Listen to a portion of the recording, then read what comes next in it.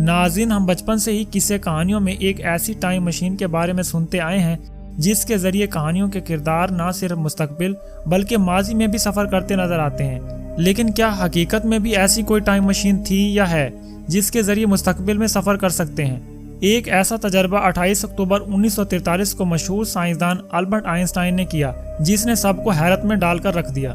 नाज़रीन, ये 28 अक्टूबर 1943 का दिन था। दूसरी जंग अजीम जोरों पर थी। हिटलर की जंगी कश्तियों ने इत्तेहादी फौजियों की नाक में दम कर रखा था। उस वक्त हिटलर की बहरी कुव्वतों को तोड़ने के लिए मशहूर साइंसदान अल्बर्ट आइंस्टाइन के साथ फिलाडेल्फिया में एक निहायत खुफिया तजर्बा किया गया, जिसका मकसद पूरी जंगी बहरी जहाज़ों को नज़र से ओझल कर देना था। अल्बर्ट आइंस्टाइन उस वक्त इत्तेहादी फौजियों के बहरिया के लिए काम कर रहा था।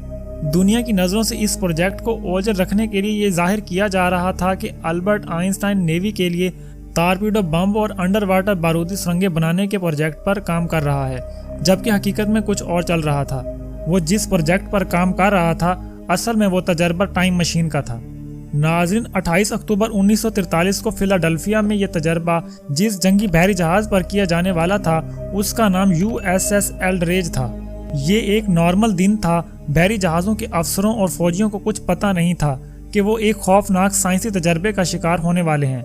साइंसदानों की एक टीम दूर कुछ फासले पर दूरबीन लिए जहाज को गौर से देख रही थी। तजर्बे का आगाज होता है। जहाज के चारों तरफ से बड़ी बड़ी इलेक्ट्रिक मशीनों के जरिए मखसूस फ्रीक्वेंसी पर ताकतवर मकनातीसी लहरें फेंकी जाती हैं और रोशनी का एक झमका होता है और जहाज गायब हो जाता है। तजर्बे से मुंसलिक तमाम साइंसदान खुशी से उछल पड़ते हैं, लेकिन उनकी खुशी ज्यादा देर बरकरार नहीं रहती, क्योंकि जहाज गायब तो कर दिया गया, लेकिन जहाज को वापस मंजर-ए-आम पर लाने के लिए जो साइंसी प्रोटोकॉल तरतीब दिया गया था वो काम नहीं कर रहा था। अचानक 10 मिनट बाद जहाज खुद ब खुद जाहिर होता है, लेकिन जहाज पर मौजूद इंसानों की हालत निहायत काबिल रहम थी। आधे से ज्यादा लोग जल चुके थे। चंद लोग ऐसे भी थे जो जहाज के स्टील में जिंदा दफन थे और बचे कुछ लोग पागल हो चुके थे। इस प्रोजेक्ट को फौरी तौर पर टॉप सीक्रेट करार देकर बंद कर दिया गया और तमाम वो रिकॉर्ड मिटा दिया गया जिसके मुताबिक ये पता चलता हो कि अमेरिकी बहरी जहाज USS एल्ड्रेज कभी फिलाडेल्फिया आया या उस पर तजर्बा किया गया। इस साइंसी तजर्बे का शिकार होने वाले लोगों के लवाहिकीन से ये कहा गया कि ये जहाज जंग के दौरान तबाह हो गया और इसमें मौजूद तमाम लोग हलाक हो गए। नाज़रीन, ये राज हमेशा राज रहता अगर इस तजर्बे के बरसों बाद अल बेलेक नामी साइंसदान जो इस तजर्बे से मुंसलिक था वो अपनी जबान न खोलता, जिसका कहना था कि हमारा मकसद सिर्फ जहाज को नजर से ओझल करना नहीं था, बल्कि अल्बर्ट आइंस्टाइन ताकतवर मकनातीसी लहरों के जरिए टाइम एंड स्पेस में जबरदस्त बिगाड़ पैदा करके टाइम मशीन बनाने का तजर्बा कर रहा था। इस तजर्बे का दूसरा शायद कार्लोस अलेंडे था, जो कि वहां पर मुलाजिम था जहां पर यह तजर्बा होना था। अगरचे अमेरिका में आज तक इस वाक़े पर कोई तहकीकी कमीशन कायम नहीं हो सका कि USS एल्ड्रेज और उसके अमले को बिना बताए एक गैर इंसानी साइंसी तजर्बे का शिकार क्यों बनाया गया। लेकिन आज तक इतने बरस गुजरने के बाद इस तजर्बे से जुड़े बहुत लोग हैं जो कि तफसील बताते हैं। आज अगर इंटरनेट पर फिलाडेल्फिया एक्सपेरिमेंट लिख कर सर्च करें तो इसकी तमाम तफसीलात आसानी से मिल जाएंगी। नाज़रीन, इस वक्त हमारा मौजू ये है कि अगर आइंस्टाइन वाकई टाइम मशीन बनाने का तजर्बा कर रहा था तो क्या ऐसा मुमकिन है कि साइंसी तौर पर ऐसी मशीन ईजाद कर ली जाए जिसके जरिए हम माजी या मुस्तकबिल में जा सकें? इस सवाल का जवाब आइंस्टाइन की वो मशहूर मसावात आपके सामने रखना चाहूँगा जिसे E=mc² कहा जाता है, जिसके मुताबिक जब कोई जिस्म रोशनी की रफ्तार हासिल कर लेता है तो वक्त उसके लिए रुकना शुरू हो जाता है। 1991 में अमेरिका में होने वाली एक साइंसी तहकीक में कहा गया कि साइंस की एक शाख क्वांटम के मुताबिक टाइम मशीन बनाना मुमकिन है।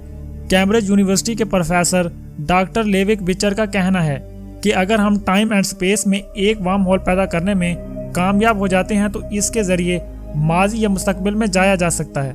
नाज़रीन, इस बात को सादा ज़बान में यूं समझ लें कि जो वक्त गुजर रहा है या गुजर चुका है या मुस्तकबिल में आएगा उसे टाइम एंड स्पेस कहा जाता है। ये दरअसल टाइम मशीन का वो क्वांटम असूल है जो हिसाबी किताबी अंदाज में तो आसानी से समझ आता है, लेकिन फ़िलहाल हकीकी ज़िंदगी में इसका इतलाक काफ़ी मुश्किल नज़र आ रहा है। लेकिन ये हकीकत है कि दूसरी जंग अजीम में ऐसे तजर्बात खुफिया तौर पर किए गए जिनका मकसद टाइम एंड स्पेस में बिगाड़ पैदा करके टाइम मशीन बनाना था। नाज़रीन, इसी तरह एक और मशीन जिसका नाम डायग्लॉक था। डायग्लॉक हिटलर का वो खुफिया प्रोजेक्ट था جس کی اطلاع اتحادی سیکرٹ ایجنسیوں کو ملی تو البرٹ آئنسٹائن کو فلاڈیلفیا ایکسپیریمنٹ کرنا پڑا تھا۔ آج اگر انٹرنیٹ پر ڈائیگلاگ لکھ کر سرچ کریں تو اس کے بارے میں کافی تفصیلات منظر عام پر آ چکی ہیں۔ ناظرین، ڈائیگلاگ کے لیے کسی خفیہ مقام پر زیر زمین بہت بڑی ٹنل بنائی گئی تھی جس میں ہٹلر کے خفیہ سائنسدان دن رات اس پر کام کرتے تھے۔ ان کا مقصد ڈائیگلاگ کے ذریعے 100 ملین واٹ بجلی کا ایک ایسا مقناطیسی ببل پیدا کرنا تھا جو ٹائم اینڈ سپیس میں مطلوبہ گڑبڑ پیدا کر سکے۔ ناظرین، کہا جاتا ہے کہ یہ مشین ابھی تک تکمیلی مراحل میں تھی کہ اتحادی فوجیوں نے جرمنی کا محاصرہ کر لیا۔ ہٹلر کو شکست ہوتی ہے مگر بھرپور تلاش کے باوجود ہٹلر کی گرفتاری عمل میں نہیں آتی اور نہ اس کی لاش ملتی ہے۔ جس خفیہ مکان پر ڈائیگلاگ کو بنایا جا رہا تھا وہ مقام تلاش کر لیا گیا مگر ڈائیگلاگ غائب ہوتی ہے اور وہاں ٹوٹی ہوئی مشینوں اور سائنسدانوں کی گلی سڑی لاشوں کے سوا کچھ نہیں ہوتا۔ ناظرین، اس واقعے کے 20 سال بعد دسمبر 1965 میں امریکہ کی ایک ریاست میں آسمان سے آگ میں لپٹی ایک مشین ایک ویران علاقے میں گرتی ہے۔ شاہدین اس مشین کا جو حلیہ بتاتے ہیں وہ بالکل ڈائیگلاگ سے ملتا جلتا تھا۔ ان کے مطابق اس میں ایک جلی ہوئی لاش بھی نکلتی ہے، لیکن واقعے کے کچھ دیر بعد CIA نے اس علاقے کو اپنے گھیرے میں لے لیا۔ مشین کے ٹکڑے اور جلی ہوئی لاش ٹرک میں ڈال کر لے گئے۔ حیرت انگیز طور پر اس واقعے کو بھی ٹاپ سیکرٹ قرار دے کر اس بارے میں کوئی تفصیل منظر عام پر نہیں آنے دی۔ سائنسدانوں کا کہنا ہے کہ دراصل یہ ڈائیگلاگ ہی تھی جس کے ذریعے ہٹلر نے 20 سال مستقبل میں آنے کی کوشش کی، لیکن وارم ہول کے اندر برقی لہروں کی شدت نے اس کو جلا کر خاکستر کر دیا اور وہ اپنی مشین کے ساتھ تباہ ہو گیا۔ ناظرین، ہو سکتا ہے آج بھی کسی خفیہ جگہ پر ٹائم مشین بنانے کے تجربات کیے جا رہے ہوں، لیکن سائنس چاہے جتنی مرضی ترقی کر جائے، ایک بات بہرحال عیاں ہے کہ انسان قدرت کے سامنے بے بس ہے۔ لہٰذا انسان کو چاہیے کہ سائنسی ایجادات کو دنیا کو برباد کرنے کی بجائے فلاح کے پھیلاؤ پر استعمال کرے۔ ناظرین، یہ تھا ہمارا آج کا موضوع۔ امید کرتے ہیں کہ اس ویڈیو سے آپ کو کافی معلومات حاصل ہوئی ہوں گی۔ مزید اس طرح کی اسلامی، سائنسی اور معلوماتی ویڈیو دیکھنے کے لیے ہمارے چینل کو سبسکرائب کریں۔ ملتے ہیں اگلی ویڈیو میں، تب تک کے لیے اللہ حافظ۔